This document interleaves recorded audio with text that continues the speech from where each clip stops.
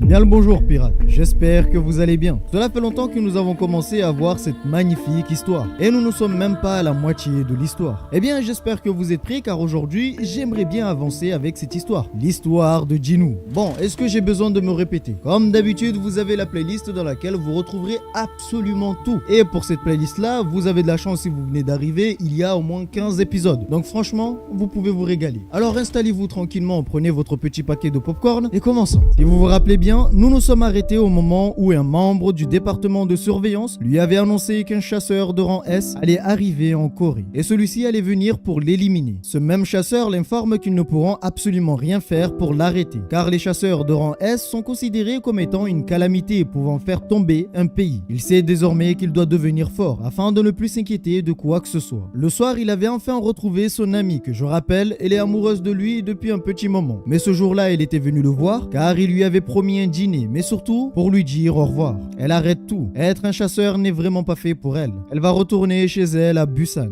C'est ainsi qu'ils se sont séparés. Bien, il faut quand même retenir qu'il n'a pas tenu sa promesse. Et dans cette séparation, vous comprenez bien qu'ils se retrouveront certainement. Le lendemain, il s'est déplacé pour un raid. Mais les choses sont bien plus différentes que prévu. Jinwoo avait invité pas mal de personnes pour le raid d'aujourd'hui. Dans le lot, Jinwoo avait remarqué une enfant. Il veut savoir la raison pour laquelle il a invité une enfant. Pour elle, elle n'est pas vraiment une enfant, mais plutôt une chasseuse accomplie. Alors Jinwoo s'approche d'elle et lui dit: tu n'es juste qu'une étudiante, rien de plus. Mais juste pour savoir, il lui demande: as-tu de l'expérience? Malheureusement, elle n'a pas vraiment d'expérience et jusqu'à présent, elle n'a fait aucun raid. Avant de la laisser, il informe tout le monde et leur dit qu'ils n'ont pas besoin de les suivre dans le donjon. Ils peuvent tous attendre dehors. C'est alors que Jinwoo intervient et leur explique. Il leur dit qu'en réalité, ils n'avaient pas vraiment besoin d'eux. La raison pour laquelle ils les ont tous invités, c'était parce qu'ils ne pouvaient pas lancer un portail de rang C avec seulement 2 personnes. Il fallait être 10. Alors ils les ont invités afin de faire acte de présence. Mais les chasseurs sont confus et aimeraient savoir s'ils seront réellement rémunérés. Jinwoo informe qu'ils auront 3 millions de won chacun. Et ces 3 millions, ça sera pour chaque raid, soit à peu près 2100 € pour chaque participant, ce qui est vraiment pas mal. En plus, ils n'auront pas besoin de lever un seul doigt. Il y a tout de même une condition. Eh bien, il leur sera interdit d'en parler à qui que ce soit. Dans tout ça, Jinwoo se questionne sur une chose. Pourquoi porte-t-il une énorme armure de merde avec lui? Pour lui, il est riche. Il se permet de se donner les moyens. C'est une armure renforcée faite par un artisan italien. Jinwoo a voulu tester ce soi-disant renforcement. Mais avec un seul doigt, il l'a projeté sur plusieurs mètres. Il veut qu'il enlève cette chose pendant qu'il lui demande gentiment. Les autres se posent quand même pas mal de questions. S'ils sont si forts que ça, alors pourquoi ne font-ils pas des donjons plus élevés?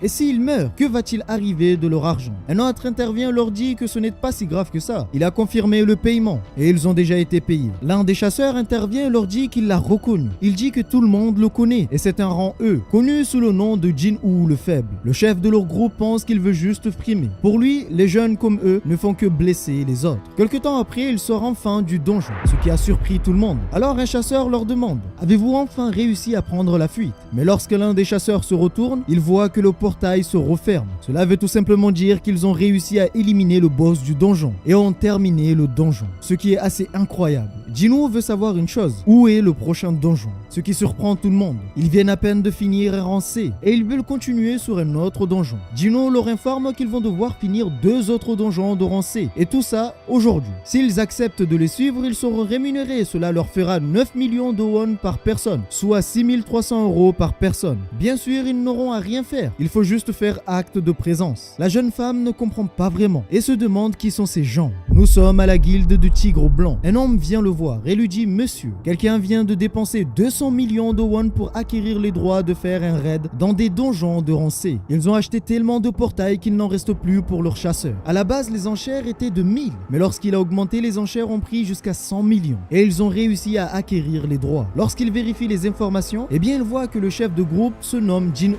mais il ne comprend pas vraiment. Pourquoi fait-il ça? Car en faisant ce genre de choses, pour un futur PDG, il est perdant. Lorsqu'il se rappelle du raid qu'il y a eu il y a quelques mois, eh bien 2 personnes avaient survécu. C'est Jinwoo Jin-Ho. Mais la deuxième personne ne lui revient pas vraiment. Après quelques minutes de réflexion, il se rappelle de lui. Ce nom était Song Jin-Ho. Pour lui, ça sent la bonne occasion. L'homme se lève brusquement et demande à tout son service de trouver toutes les informations les concernant. Et il faut le faire tout de suite. D'après les informations qu'il dispose, Song Jin-Ho a survécu à 3 accidents jusqu'à présent. Le premier accident est le repère caché. Le second est l'incident avec l'équipe Wang Dong-soo. Et le dernier, c'est avec le meurtre du surveillant de la guilde. Ce qu'il sait maintenant, c'est que d'après les rumeurs qui courent, le président de l'agence de la famille Jin-Ho recrute des chasseurs compétents afin de fonder une guilde. Le rang de Jin-Ho est E, mais ce dernier finit les donjons de rang C à une vitesse hallucinante. Sa conclusion est que le chasseur de rang E, Jin-Ho, a eu un double éveil. Dans ce donjon se trouve un monstre, mais celui-ci est effrayé en voyant un autre arriver. Le monstre voyait un homme s'approcher, et dans la brume, il voyait un visage. Lorsqu'ils l'ont vu, ils ont essayé de prendre la fuite. Malheureusement, les rôles avaient changé. Les prédateurs étaient devenus les proies, et aucun ne pouvait quitter ces lieux. À ce moment-là, Jin-Ho fut assez surpris, car depuis le début, il ne l'avait jamais vu utiliser cette compétence. Il comprend qu'il cache d'autres compétences, et lorsqu'il fait un peu plus attention, il voit que Jin-Ho a l'air bien plus fort qu'avant. Alors il faut savoir qu'il n'avait pas encore tué le boss, et celui-ci ne pouvait pas les laisser partir. Le problème, c'est que le boss de rang C ne pouvait absolument rien faire contre lui, car il n'était pas de taille. Sa puissance les dépassait. Les hommes qui enquêtent sur Jin-Ho se sont rendus sur place, afin de voir comment les choses se déroulent. Mais quelle fut leur surprise de voir que les chasseurs ont installé un camp à l'extérieur du donjon, et ont fait carrément un pique-nique. Ouais, un pique-nique. Alors ils demandent à tout le monde que se passe-t-il dans ces lieux. Pourquoi tout le monde attend à l'extérieur du donjon. La petite chasseuse l'informe que seules 2 personnes sont rentrées à l'intérieur du donjon. On dirait bien que son intuition était juste. Song Jin-Ho est une personne spéciale. Quelques instants après, Jin-Ho et Jin-Ho viennent enfin de sortir du donjon après l'avoir fini. Avant de partir, Jin-Ho veut savoir quel sera le plan pour la suite. Mais à ce moment-là, un homme s'approche de lui et l'appelle par son nom. Il est ravi de le rencontrer. Il se présente comme étant le chef du second département de gestion de la guilde du Tigre Blanc. Ce qui l'a surpris. Que lui veut la guilde du Tigre Blanc? Ils se sont installés dans un café et l'homme lui dit qu'il souhaite le recruter. Ils paieront le double de ce que la famille de Jin-Ho lui donne. En réalité, l'homme pensait pouvoir l'avoir facilement. Pour lui, c'était déjà plié. Alors Jin-Ho lui demande: combien estimez-vous les locaux de votre guilde pour me proposer une telle offre? L'homme est surpris. Leurs locaux vaut 50 milliards de won. Alors Jin-Ho continue et lui demande: vous pensez me les offrir? La question était si soudaine qu'il ne savait pas vraiment comment répondre. Et l'homme lui fait savoir qu'il ne comprend pas vraiment sa question. Yoo-jin lui offre un bâtiment de 3 milliards. S'il lui offre le double, cela veut tout simplement dire qu'il lui offre leurs locaux. Pour lui, c'est impossible. Il bluffe. Alors Jin-Ho lui dit que s'il le veut, il peut le prouver et lui montrer la confirmation de ses transactions. En venant ici, Jin-Ho pensait que cet homme savait concernant leur accord, mais on dirait bien qu'il ne sait absolument rien. Une telle somme dépasse son champ d'action. Alors pour essayer de gagner un peu de temps et essayer de ne pas le perdre, il lui dit qu'il peut peut-être en parler à ses supérieurs. Mais Jin-Ho l'informe que la discussion est finie. On dirait bien qu'il s'est précipité sans prendre toutes les informations avant d'agir. Avant de partir, Jin-Ho s'arrête et lui dit qu'il y a une dernière chose. Ils ont fouillé dans son passé. L'instant suivant, l'homme ne le voyait plus. Lorsqu'il se retourne, Jin-Ho se trouvait juste derrière lui. Jin-Ho veut savoir combien de personnes sont au courant pour lui. Il n'y a que 2 personnes, lui et son collègue. Il comprend que l'erreur vient de lui. En finissant les donjons trop vite, il a attiré la curiosité. Alors il l'informe que s'il y a une rumeur qui circule sur lui, il va le considérer comme étant sa faute. L'homme commence à saigner et lui dit qu'il ne veut pas mourir. Il va modifier son rapport et informer son collègue. Ils ont fini plusieurs donjons de rang C et cela leur pose problème. Malheureusement, ils ne vont pas s'arrêter là. Pour lui, c'est un problème. Ils n'ont pas de portail pour entraîner leurs jeunes et ils ne pourront pas les envoyer dans des donjons plus élevés. Jin-Ho veut passer un marché avec lui afin que les 2 côtés soient satisfaits. Ils vont leur vendre 3 portails sur une journée et s'ils n'arrivent pas à les gérer, ce sera dur pour eux de réserver d'autres pendant un moment. Alors il accepte et veut savoir le prix. Mais Jin-Ho ne répond pas à la question et lui dit juste que c'est très bien. L'homme est surpris. Pourquoi il ne donne pas le prix? Jin-Ho lui serre la main et lui dit 3 portails pour 600 millions. Il ne savait pas quoi dire. Sa bouche s'est ouverte toute seule. Alors Jin-Ho continue et lui dit qu'il faut tout envoyer sur son compte. Il a déjà accepté l'accord. Mais l'homme reste toujours surpris. Jin-Ho appelle un homme et lui dit que la transaction a été bien faite. L'homme veut savoir à qui il l'a vendu. Et bien pour ça, il ne peut pas vraiment lui dire, car c'est une transaction secrète. Lorsqu'il est rentré, on lui dit qu'il reste encore pas mal de portails, ce qui l'a surpris. Comment c'est possible? Jusqu'à présent, aucun portail n'était disponible. Alors il vérifie, mais lorsqu'il vérifie, eh bien il reste bel et bien des portails. Et les portails sont beaucoup moins chers. Ils sont à 10 millions. Il vient clairement de se faire voler par Jin-Ho. Il comprend que Jin-Ho l'a piégé. La seconde suivante, un numéro inconnu l'appelle. Il n'a pas répondu, mais la personne a laissé un un message. Il l'informe qu'à partir de maintenant, il va oublier le fait qu'ils ont enquêté sur lui. Il comprend que ce marché était une sorte de vengeance pour avoir enquêté sur son passé. Mais cela ne l'a pas découragé. L'homme fut assez déterminé. Maintenant qu'il possède ses contacts, eh bien il estime que c'est déjà pas mal. Son but maintenant va être de le recruter. L'argent qu'ils ont dépensé n'est pas vraiment un problème pour eux. Jinwoo avait fini de jouer avec les petits monstres. Il doit faire un vrai entraînement. Dans un lieu isolé, il avait ouvert un portail instantané. Pour lui, c'est beaucoup mieux. Il va pouvoir se défouler et s'amuser un peu. En rentrant dans le portail, il se demande quel genre de monstre va-t-il affronter aujourd'hui. Ce qu'il ne sait pas, c'est qu'un vrai monstre l'attend dans ce portail. Aujourd'hui, Song Jinwoo va devoir affronter le gardien du trône. Un monstre possédant une puissance monstrueuse. Rentré à l'intérieur, il a croisé plusieurs gardes en armure, mais aucun d'eux ne pouvait l'arrêter. En avançant, certaines armures devenaient plus coriaces et difficiles à transpercer avec sa dague. C'est à ce moment-là qu'il s'est souvenu lorsqu'il avait affronté le serpent avec sa force. Pour lui, la solution pour battre ses gardes, c'est d'utiliser sa force, car son arme ne suffit pas. Il avait bien fait, car sa force était bien au-dessus. Alors, pour rappel, pour sortir d'un donjon instantané, il faut battre le boss ou utiliser une pierre de retour. La pierre, il l'a déjà utilisée et n'en possède plus, ce qui veut dire qu'il va devoir battre le maître des lieux. Et ça, Jinwoo en a conscience. Sans oublier que dans les donjons instantanés, il ne sait pas forcément quelle force l'attend. Cela peut être un donjon de rang S, un donjon de rang D ou un faible donjon. Tout dépend de la rareté de la clé. Il a obtenu une quête de changement de classe pour ce donjon. Il ignore donc son niveau de dangerosité. Celui-ci pourrait lui prendre 2 jours, 5 jours, 1 semaine, 2 semaines, voire 1 mois, selon le niveau de difficulté. Après avoir vaincu les précédents, d'autres ont commencé à s'approcher de lui. Il était temps pour lui d'arrêter la visite et de commencer le nettoyage des lieux. Sa dague ne fonctionnant pas sur ces choses, il n'utilise que sa force brute pour les combattre.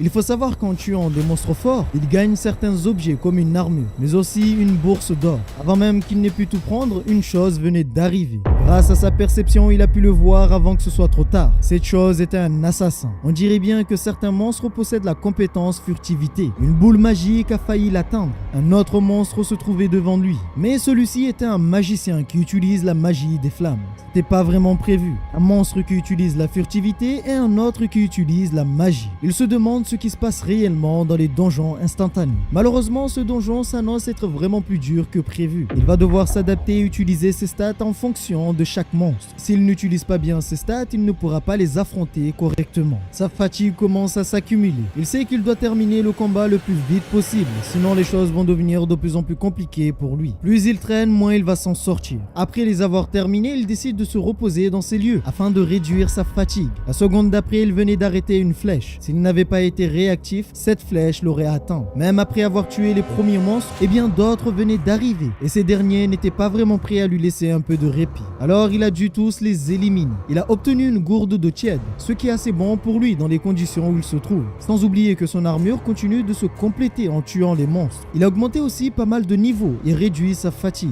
Maintenant il va pouvoir avancer dans le donjon. Mais en s'enfonçant dans ce donjon, il s'arrête. Il a ressenti une chose terrible. Même en ayant autant d'XP, il ne saurait dire qu'il pourrait gagner. Une énorme porte se trouvait juste devant lui. Il ressentait une puissance monstrueuse émanant de l'intérieur de cette porte. Il comprend que cette salle ne peut être que celle du boss. Alors il ouvre la porte de la salle. Bien que le courant d'air a eu pour effet de lui glacer le sang. Devant lui, tout au fond de la salle, se trouvait un trône. Le trône du roi. Mais celui-ci semblait vide. Mais alors vous vous demandez certainement où est le roi. La seconde suivante, il entendait des bruits d'armure. Ses yeux, ses oreilles. Chaque petite partie de son corps ressentait son aura. C'est la même aura qu'il avait ressentie dans le repère caché avec les monstres. Un monstre se trouvait juste devant lui et une sinistre aura émanait de lui. Alors qui est ce monstre? Eh bien c'est Ygritte, le commandant au sang rouge. Lorsqu'il a vu son nom s'afficher en rouge, il s'est mis sur ses gardes. Il se prépare à l'affronter. Il sait que ce monstre est bien plus différent que les autres. En réalité, la raison pour laquelle le trône était vacant, c'est parce qu'il n'y avait pas de roi. Le chevalier protège un trône vacant, ne possédant pas de roi. En une fraction de seconde, il se trouvait devant lui. Le chevalier avait tranché le vide. S'il n'avait pas esquivé, sa tête aurait tombé. La puissance est telle que les murs du château ne pouvaient le supporter. Jinwoo veut riposter, mais sa dague ne lui fait absolument rien. Elle ne peut pas transpercer son armure, ni lui laisser une égratignure. Avant même qu'il ne se rende compte, la lame du chevalier se trouvait juste au-dessus de sa tête. Ce monstre est beaucoup trop rapide, et sa puissance est tout aussi incroyable. Actuellement, Jinwoo se trouve dans une situation critique et ne sait pas vraiment comment agir contre ce monstre. Il arrive à esquiver mais ça reste de justesse. Au moindre faux pas, il risque certainement de perdre la vie. Et il ne faut pas oublier qu'il ne possède pas de pierre de retour. La solution pour lui est de le battre ce monstre. Il sait que sa puissance est au-delà de la sienne. Pareil pour l'agilité. Sa dague ne lui fait aucun effet, ce qui veut dire que même sa défense est plus élevée. L'arme ne lui sert à rien, il préfère la ranger. Il ne pense pas pouvoir gagner sans arme, mais c'est la seule solution pour lui. Ça risque certainement d'empirer. Le monstre, le voyant ranger son arme, a été surpris. Alors il tourne la tête et l'observe. Pour le monstre, ce n'est pas équitable. Étant donné qu'il a rangé son arme, eh bien il décide de déposer la sienne. Par la suite, il dépose sa cape. Ce n'est pas fini puisqu'il décide de déposer ses couteaux. Il a déposé toutes ses armes. C'est un chevalier. Se battre de cette façon ne peut pas être équitable. Il veut se battre à la loyale. C'est ainsi que les codes des chevaliers ont été régis, ce qui l'a surpris. C'est la première fois qu'il voit cela venant des monstres. Avant même qu'il n'ait pu se rendre compte, le monstre se trouvait juste devant lui. Il l'attrape par la capuche. Jinwoo n'a rien vu. Par la suite, le balance sur le mur. Il est vraiment puissant. Jinwoo ne s'y attendait absolument pas et ce n'est que le commencement. Le chevalier continue à l'enchaîner. La puissance est telle qu'il a complètement détruit le mur. Rien qu'en bloquant ce coup, il a perdu 500 PV. Il s'est rendu compte que s'il n'avait pas son armure, eh bien il aurait certainement perdu ses bras et la vie. Même sans son épée, il reste tout aussi fort. Il se demande comment est-il censé battre un tel monstre. C'est ainsi que Jinwoo s'est lancé dans une bataille de vie et de mort. Seul le plus fort ressortira vainqueur. Alors qu'il voulait rendre les coups reçus, le monstre avait été plus rapide que lui. Il lui a donné un coup si puissant qu'il a fait plusieurs tours sur lui-même. Ses PV viennent de descendre en dessous de 30%. Il active la compétence ténacité. Celle-ci lui octroie une réduction de dommages physiques de 50%. Pour la première fois depuis le début de l'affrontement, il a pu lui mettre un coup. Mais ce n'est pas assez. Cela ne lui a absolument rien fait et il venait de l'attraper par le pied. Cette fois-ci, Jinwoo, malgré la réduction des dommages, il n'est pas ressorti indemne. Face à ce coup, du sang en est ressorti. Jinwoo a perdu face au chevalier. Il a atterri sur le trône du roi. Mais alors, est-ce que notre ami Jinwoo est mort face au chevalier? Eh bien, je suis désolé pour vous, pirates, mais Jinwoo ne va pas tarder à perdre la vie. Le chevalier appelle son arme. Il est temps de lui prendre sa tête. Mais soudain, celui-ci, qui était censé mourir, utilise l'une de ses capacités acquises récemment, lui permettant de bloquer son attaque et générer une quantité phénoménale d'énergie. Il sort sa dague et le poignarde dans l'œil. Par la suite, l'attaque essaye de le neutraliser. Le chevalier réussit à retirer la dague, mais Jinwoo n'avait pas encore dit son dernier mot. Il rappelle son arme et le poignarde encore une fois, mais cette fois-ci dans le cou. Malheureusement, le coup qu'il venait de lui donner n'était pas assez profond. Alors il met toute sa force afin de pouvoir l'enfoncer. Le chevalier est à terre. Il l'a sous-estimé. Et Jinwoo a choisi le meilleur moment pour passer à l'action. Il reçoit une alerte lui informant qu'il vient de vaincre Igris, le commandant au sang rouge. Au passage, il a gagné quand même pas mal de niveaux. Mais celui-ci préfère rester sur ses gardes. Sa puissance était telle qu'il est effrayé et pense qu'il est peut-être pas mort. Après quelques minutes, il a compris qu'il était vraiment mort. Il avait réussi à le battre. Pour lui, c'est de la pure chance qu'il ait pu gagner cette fois-ci. Il a trouvé pas mal de trésors et estime que ça valait vraiment la peine de risquer sa vie dans ce donjon. Il a aussi obtenu 1,5 million d'or, sans oublier un autre objet de rang S, le casque du chevalier rouge. Il remarque que les stats sont d'un autre niveau. Il obtient pas mal de compétences avec. Et bien sûr, sans oublier aussi la ruine.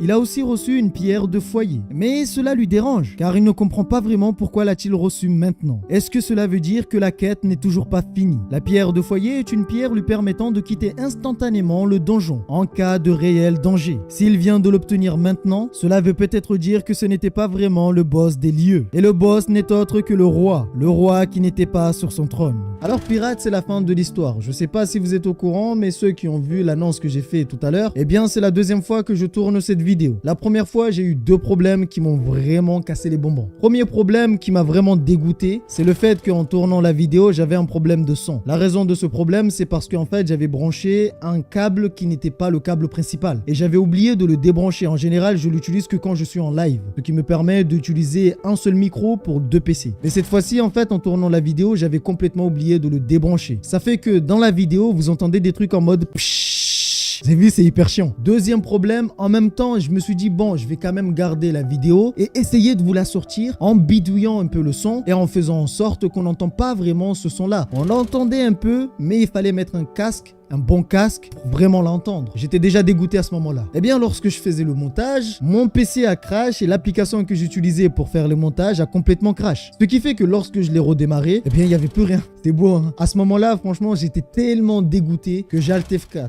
J'ai éteint le PC directement. Je me suis dit, bon, écoutez, c'est pas grave, autant éteindre le PC et aller dormir. Bref, la vidéo arrive un jour en retard. J'espère que c'est pas trop grave. J'espère que voilà, vous n'avez pas été trop impatient et j'espère que celle-ci vous a aussi plu. Parce que ça serait quand même dommage qu'elle ait eu un jour de retard et en plus de ça, qu'elle ne vous ait pas plu. Bref, nous sommes en live tous les soirs à partir de 18 h sur Kick. N'hésitez pas à venir nous rejoindre. En espérant que la vidéo vous a plu, n'hésitez pas à donner votre avis, votre ressenti en commentaire. Prenez soin de vous et n'oubliez pas que nous sommes des pirates et rien ne peut nous arrêter. Quoique si, le PC a réussi quand même à nous arrêter. Sacré PC. Bonne soirée.